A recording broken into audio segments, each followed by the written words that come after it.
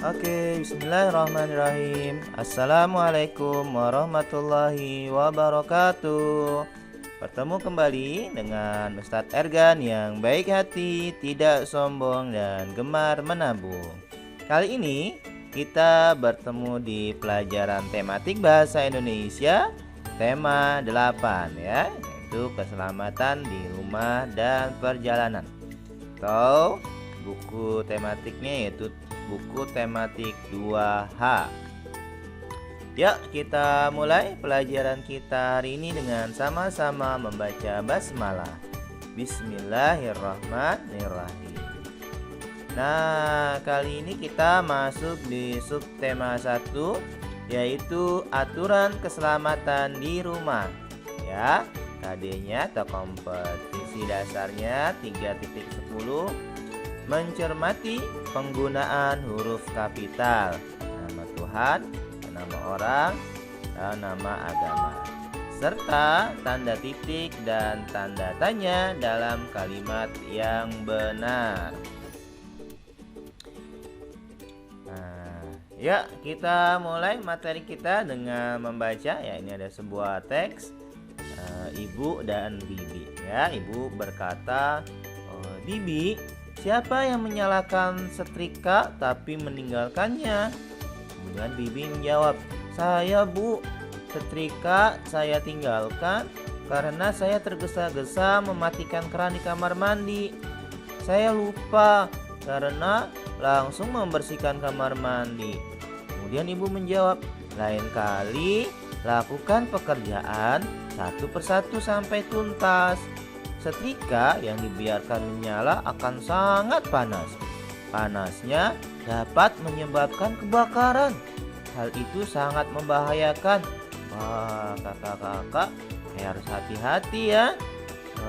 Kalau bundanya atau bibi yang di rumah sedang menyalakan setrika, ya jangan ditinggal-tinggal, nanti kelupaan.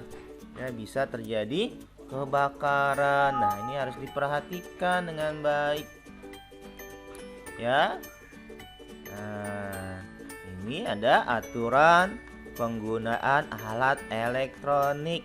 Nah, setrika ya tadi yang kita bahas ya, berguna untuk merapikan pakaian ya, pakaian kita jadi rapi, jadi licin ya kalau habis setrika.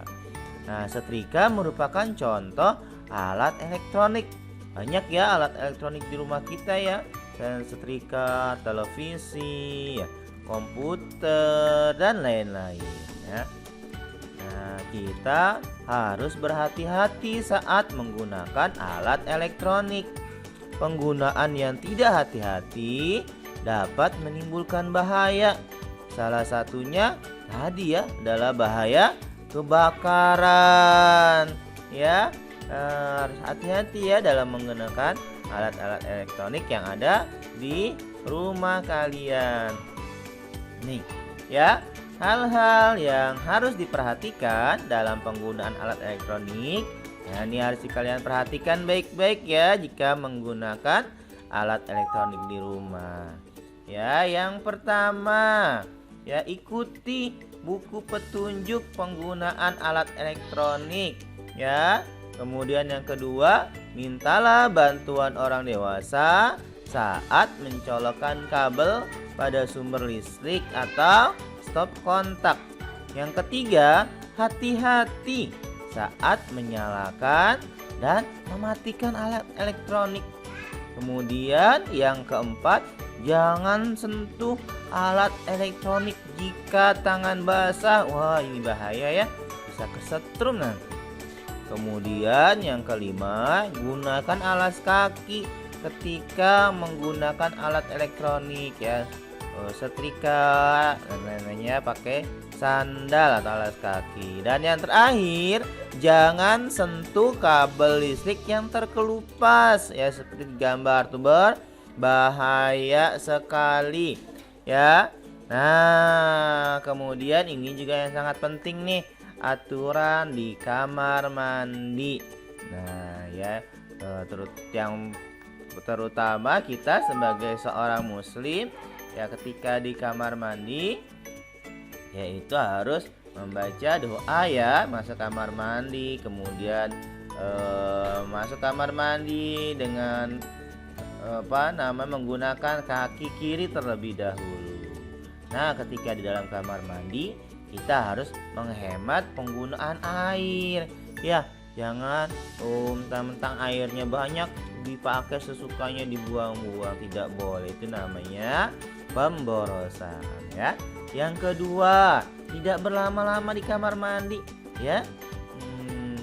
Dan yang ketiga, bergantian membersihkan lantai kamar mandi agar tidak licin, ya.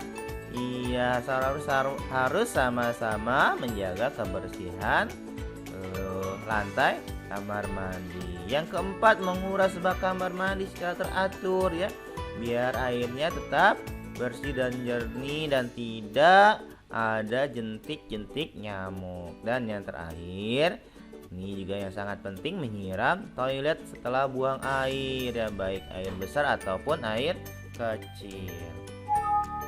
Kemudian, ya, mari kita membaca teks dulu, ya. Bermain bola di halaman rumah. Raka dan teman-teman bermain bola. Mereka bermain di halaman rumah Raka. Raka menendang bola, namun bola mengenai kaca jendela hingga pecah. Ibu menegur Raka karena telah memecahkan kaca jendela. Seharusnya Raka tidak bermain bola di halaman rumah, kata ibu. Raka meminta maaf kepada ibu. Ibu memaafkan Raka. Ibu mengingatkan bahwa bermain bola di halaman rumah dapat membahayakan. Nah, seperti itu, ya. Jika kita bermain harus melihat tempat, ya, jangan sampai bermain di tempat yang berbahaya ataupun bermainnya bisa menyebabkan, ya, seperti Raka tadi, ya, menyebabkan kaca yang pecah karena bermainnya di halaman rumah. Ya, harusnya bermain bolanya di lapangan bola atau di taman, ya. Akhirnya ayah membersihkan pecahan kaca. Ayah melakukannya dengan hati-hati, ya. Pecahan kaca segera dibersihkan agar tidak melukai siapapun. Nah, ya, pecahan kaca memang sangat berbahaya karena tajam, ya. Bisa terluka nanti. Coba nih jawab pertanyaan berikut. Siapa yang bermain bola? Siapa? Ya, Raka dan teman-temannya. Di mana mereka bermain bola? Di halaman rumah Raka, ya. Nomor 3, apa yang terjadi pada kaca jendela rumah Raka? Apa, Kakak? Iya, kaca jendela rumah Raka terkena bola dan akhirnya pecah, ya. Apa yang dikatakan ibu kepada Raka? Ya, ibu menasihati Raka supaya tidak bermain bola di halaman rumah. Dan pertanyaan terakhir, mengapa pecahan kaca harus segera disingkirkan? Ya, agar, ya, pecahan kaca harus segera disingkirkan agar tidak melukai siapapun. Nah, ini ada beberapa contoh, ya, aturan keselamatan di rumah. Ya, agar tidak membahayakan diri sendiri, kita harus memperhatikan aturan keselamatan berikut. Nih, yang pertama, berhati-hati menggunakan benda tajam, ya, seperti gunting dan pisau. Ya, nah, kalau belum biasa, lebih baik minta tolong orang dewasa, ya. Jika kamu ada perlu sesuatu yang menggunakan atau memotong sesuatu yang menggunakan gunting atau pisau, ya. Kalaupun sudah bisa, harus tetap berhati-hati. Ya, berikutnya, berhati-hati saat membawa benda yang mudah pecah, ya. Membawa gelas, membawa piring, mangkok, ya, yang dari kaca harus hati-hati. Kemudian yang ketiga, menghindari bermain api. Wah, ini sangat berbahaya, ya, bermain api karena bisa terjadi kebakaran. Kemudian yang keempat, menghindari bersentuhan dengan benda beracun ya, seperti obat anti serangga atau cairan pembersih. Nah, ya, kalian harus hati-hati nih. Ya, lebih baik tidak menyentuh misalkan penyemprot nyamuk ya. Nah, kalaupun harus terpaksa menyentuh atau membawanya, jangan lupa untuk segera mencuci tangan pakai sabun ya. Dan yang terakhir, tidak bermain mengenai fisik atau anggota badan ya. Jadi harus hati-hati, jangan sampai terluka atau cedera ya badan kalian. Nah, ini ya tadi sudah disampaikan, mintalah orang dewasa untuk menyalakan api atau kompor ya. Memang kamu ada keperluan ya untuk memasak Indomie misalnya, kamu baru belajar ya, apinya, kompornya minta tolong dinyalakan ya. Kemudian memotong benda ya. Dan yang terakhir, membawa benda yang mudah pecah ya, jika memberat atau terlalu sulit minta tolong dibawakan gitu ya. Nah, nih kita baca teks lagi ya. Bermain bersama teman-teman ya.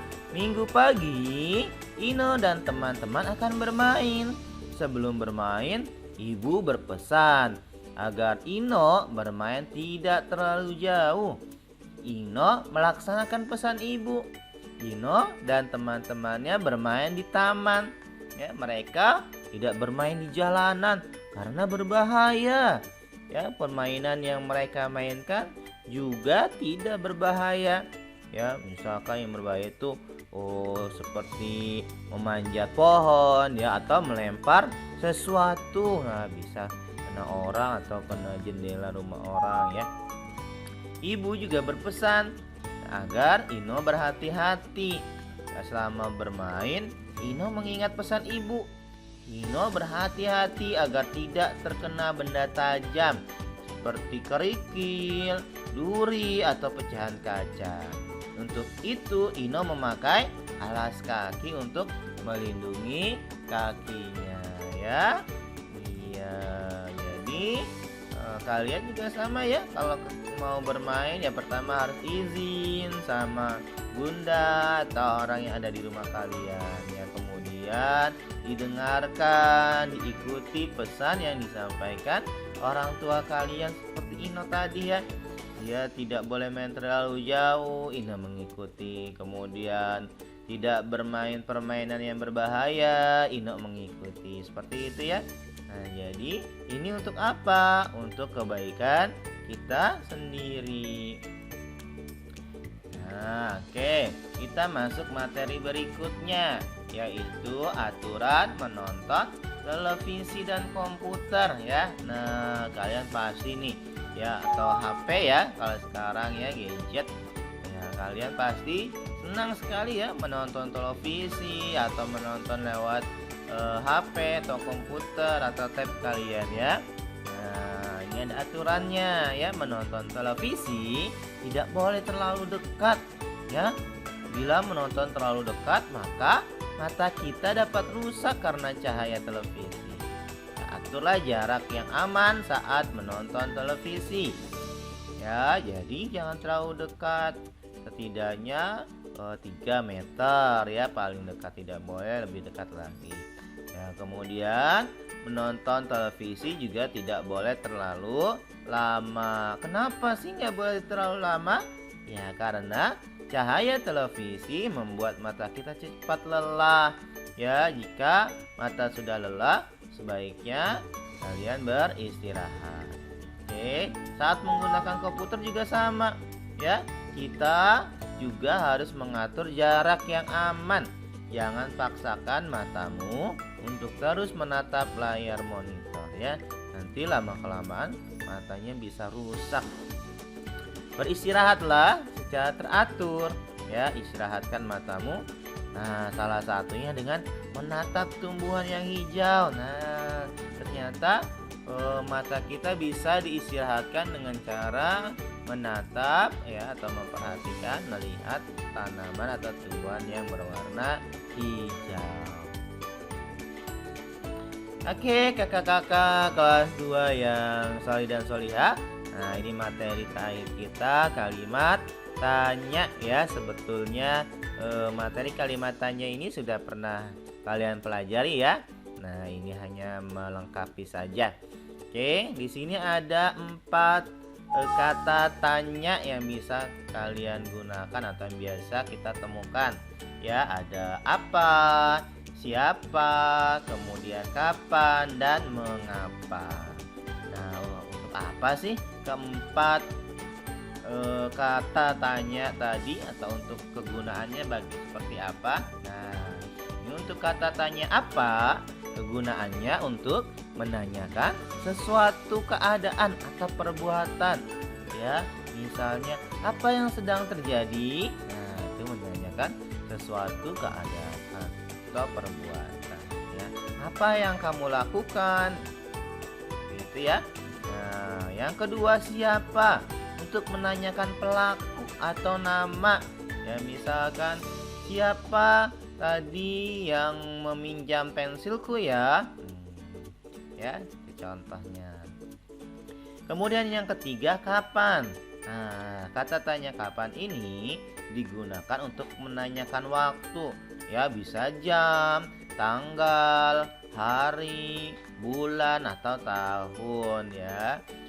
Misalkan kapan kita akan masuk ke sekolah. Nah, ya, dan yang terakhir mengapa ya. Kata tanya mengapa ini digunakan untuk menanyakan alasan atau sebab sebuah peristiwa. Contohnya, mengapa kita belum boleh masuk ke sekolah? Nah, contohnya ya. Oke, jadi itu 4 kalimat atau kata tanya yang biasa kita temukan dan kegunaannya. Oke, kakak-kakak kelas 2 yang solih dan solihah, sudah selesai materi kita kali ini, yaitu materi tema 8 subtema 1 ya. Mudah-mudahan kalian dapat memahami pelajaran hari ini dengan baik ya. Jika nanti ada yang belum paham atau ada yang ingin ditanyakan, silakan menghubungi wali kelas kalian masing-masing. Yuk, kita tutup pertemuan kita, pelajaran kita kali ini dengan membaca hamdalah. Alhamdulillahirabbil alamin. Sekian dari Ustadz Ergan. Assalamualaikum warahmatullahi wabarakatuh.